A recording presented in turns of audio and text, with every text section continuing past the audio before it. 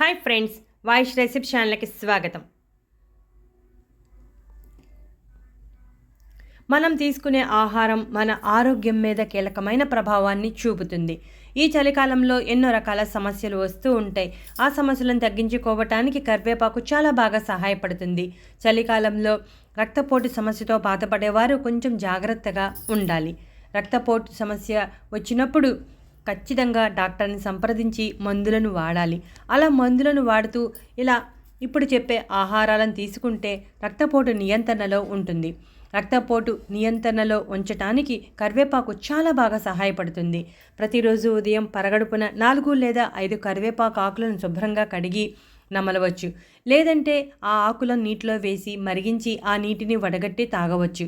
కరివేపాకు రక్తపోటును నియంత్రణలో ఉంచడమే కాకుండా డయాబెటీస్, అధిక బరువు తగ్గించడానికి కూడా చాలా ఎఫెక్టివ్గా పనిచేస్తుంది. సాధారణంగా మనలో చాలామంది కూరల్లో వేసే కరివేపాకును తీసి పాడేస్తూ ఉంటారు. అలా కాకుండా తింటే ఎన్నో ప్రయోజనాలను పొందవచ్చు.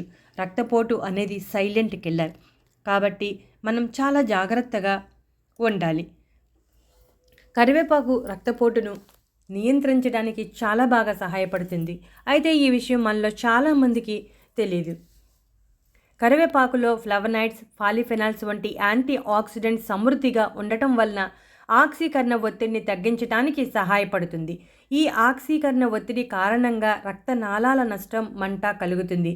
ఈ రెండు అధిక రక్తపోటుతో సంబంధం కలిగి ఉంటాయి.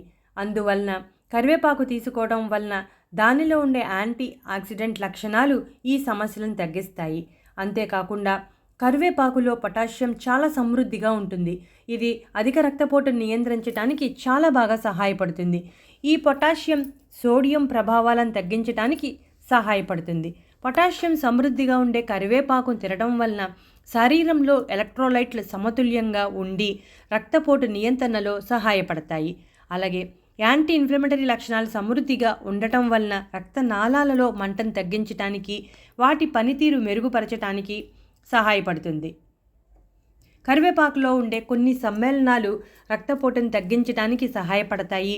అలాగే రక్త ప్రవాహాన్ని మెరుగుపరుస్తాయి. ధమనుల గోడలపై ఒత్తిడిని తగ్గిస్తుంది.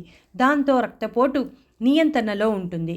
కరివేపాకును ఎండబెట్టి పొడిగా తయారు చేసుకుని ప్రతిరోజు అన్నంలో మొదటి ముద్దగా కలుపుకొని తింటే మంచి ఫలితం ఉంటుంది.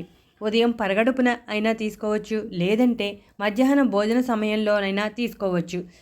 కరివేపాకు ఆకులను నమలచ్చు, లేదంటే కరివేపాకు నీటిని తయారు చేసుకుని తాగవచ్చు, లేదంటే పొడిగా తయారు చేసుకుని తీసుకోవచ్చు.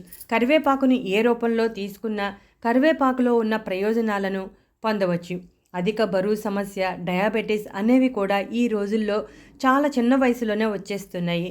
వాటిని నియంత్రించడానికి కూడా కరివేపాకు చాలా బాగా సహాయపడుతుంది. కాబట్టి కరివేపాకును రెగ్యులర్గా తీసుకోవటానికి ప్రయత్నం చేయండి. కరివేపాకులో ఉన్న గుణాలు అన్నీ మన శరీరానికి అందాలంటే తప్పనిసరిగా కరివేపాకును తీసుకోవాలి. 4 లేదా 5 కరివేపాకులు నమిలినా సరిపోతుంది. చూసారుగా ఫ్రెండ్స్, ఇటువంటి మరెన్నో ఇంట్రెస్టింగ్ టాపిక్స్ కోసం మా ఛానల్ సబ్స్క్రైబ్ చేయండి. వీడియో నచ్చితే లైక్ కొట్టండి.